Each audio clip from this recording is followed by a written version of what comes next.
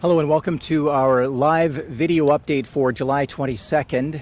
Apologies for the delay. We are working with Castanet today to provide you with a video update. As you may know, the RDOS board and committee meeting is being held today in the RDOS boardroom. We had planned to schedule this for tomorrow, for July 23rd at 2 o'clock. That will still happen, but in the interim, because there is so much going on with the wildfires in and around the regional district of Okanagan Similkameen, we wanted to bring you the latest information from the regional district, but as well as some of the other local governments and BC Wildfire. So in just a few moments, I'll be sharing updates on behalf of some of the other local governments, BC Wildfire and the RDOS. We also have Dawn Russell with us. She is the RDOS Indigenous liaison. She'll be presenting some information from the Osoyoos Indian Band. Very quickly, it's important to know that some road closures are pending, and that is due to the Nk'Mip Creek wildfire. More information will come out through Drive BC in the next few hours, probably in the next few minutes. And you'll also find all of that information on the Regional District of Okanagan Similkameen Emergency Operations Center website, emergency.rdos.bc.ca. The evacuation order for Electoral Area A has been expanded due to the immediate danger to life safety due to the Nk'Mip Creek wildfire. The evacuation orders for 379 properties previously issued also remain in effect. That's for Area A, rural Osoyoos, and Area C, rural Oliver. And that's due to the Nk'Mip Creek wildfire. Those remain in effect. Again, you can get all the information on the RDOS website. The RDOS has declared a state of emergency, and that's a state of local emergency for Area A, C, and H. The Thomas Creek wildfire, the alerts in place, 705 properties remain in effect. That's 705 properties. Brenda Creek wildfire, the order for 42 parcels remains in effect. At this point, I'll remind you we have briefings coming up from RDKB, the Regional District of Kootenay Boundary, Town of Oliver, Osoyoos, BC Wildfire Service, and as I mentioned, Osoyoos Indian Band. And with that update, we'll invite Dawn Russell to join us, the Indigenous liaison at the RDOS Emergency Operations Center. Dawn? Good afternoon. For the media listening, my name is Dawn Russell, DAWN-RUSSELL. On behalf of the Osoyoos Indian Band, we would like to ensure that our residents' homes remain safe and guests will be able to enjoy our beautiful lands very soon. To be able to do this, we encourage everyone to adhere to evacuation orders and road closures. This will also help the fire personnel do their work as quickly and safely as possible. For OIB members, please check the local Facebook social media pages for the most up-to-date information from your chief and council. Lim, thank you. Thank you very much, Dawn. And again, information is moving very quickly. We'll get out as much as we can. This will be a short briefing. I did want to mention that we are joining you from the traditional unceded territory of the Syilx people in the Okanagan Nation.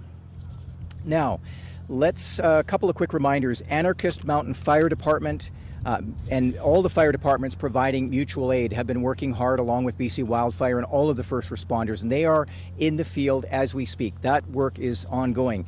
BC Wildfire was not able to join us. We did put this briefing together at the last minute because we know the need for information is great.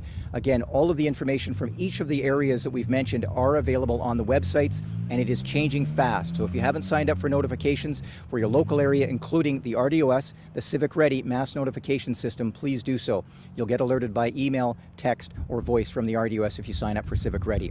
From BC Wildfire, we've heard from Danny McIntosh, an information officer working on the Nk'Mip Creek wildfire. She says the last accurate measurement of this fire is 2,000 hectares. There has been significant growth on the northeast and south perimeters. However, smoke has inhibited the ability to get an accurate, updated measurement of the size. Again, the Nk'Mip Creek wildfire, this information directly from the BC Wildfire Service at 2,000 hectares. BC Wildfire is hoping to provide an update on the size of that wildfire by the end of today, July 22nd. There has been some damage reported to power lines. BC Wildfire Service is currently working with Fortis to restore power to residents affected by that power outage. There are currently 3 aircraft, 67 personnel working on the fire, with additional resources anticipated to arrive over the next couple of days. BC Wildfire Service would like to remind residents and visitors to please stay away from the operational areas where crews and helicopters are working, and that will ensure the safety of you, but also the crews, and maintain effective fire operations. So that's from BC Wildfire Service. The Mayor of Osoyoos, Sue McCourtough, is calling this a horrendous situation. She would like to thank Oliver Osoyoos Search and Rescue, Osoyoos Indian Band, and the town of Oliver for all the great work that they've been doing. Everyone working together, and she's praising the coordination of all of the people working together. The town of Osoyoos' primary job now and first priority is to provide help to residents, those who are impacted by these wildfires.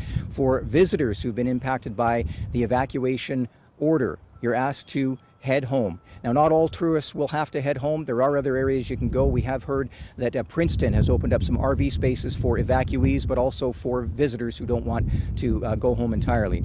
And there is no extra space right now in Osoyoos for campers who are visiting the area, for those people who have been on evacuation order. You can go to destination Osoyoos for more information, or osoyoos.ca. We've also heard from RDKB, that's the Regional District of Kootenay Boundary. Evacuation orders are in place for a reason. You must leave the area if you've been instructed to do so. There are some pending road closures as well. Please check Drive BC for updates. The key message from RDKB is if you are on the RDKB side of the mountain, you need to check with the Regional District of Kootenay Boundary for information on evacuation orders or alerts. And you will not get those from the RDOS. You'll have to go directly to RDKB. So that message from the information section of the Regional District of Kootenay Boundary. Again, this is an impromptu information briefing. We'd like to thank Castanet and all of the local, regional, and national media for helping get the word out. Information is paramount when these incidents happen, and people are looking for it as quickly as they can. We've found video to be the fastest way. I apologize, we don't have any maps or interesting pictures to look at.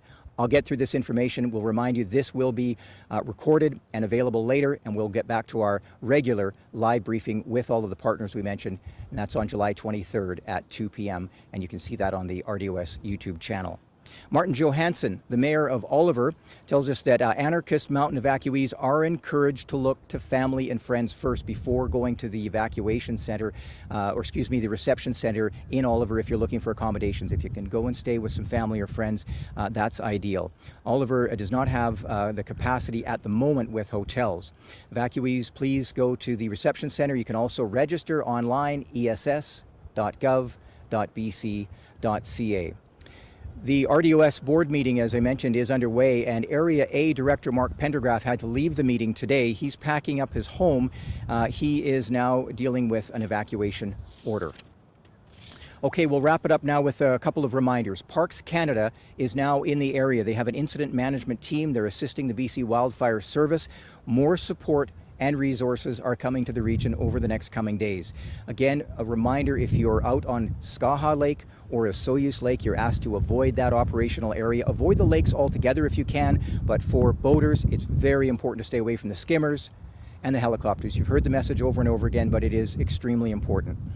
And the reception center, again, is at the Oliver Legion. That's branch 97, 36217 Main Street in Oliver. And for ESS information, you can call 486-1890.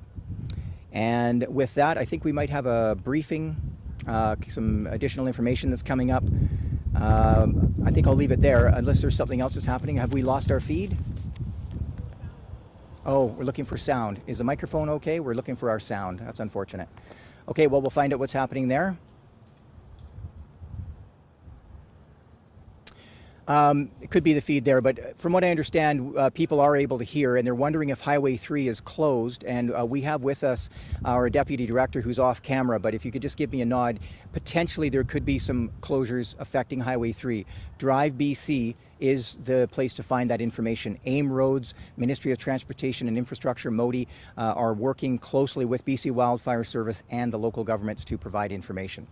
All right, we're going to stand by for just a moment. We've received word that we may have some audio issues. If we do, I'll come back on camera and provide some more of that information. Again, I do apologize if we're having some technical issues. We're broadcasting live through the remote system that Castanet has provided for us, and sometimes technology isn't our friend. But we'll stand by and see if we can continue on in just a moment.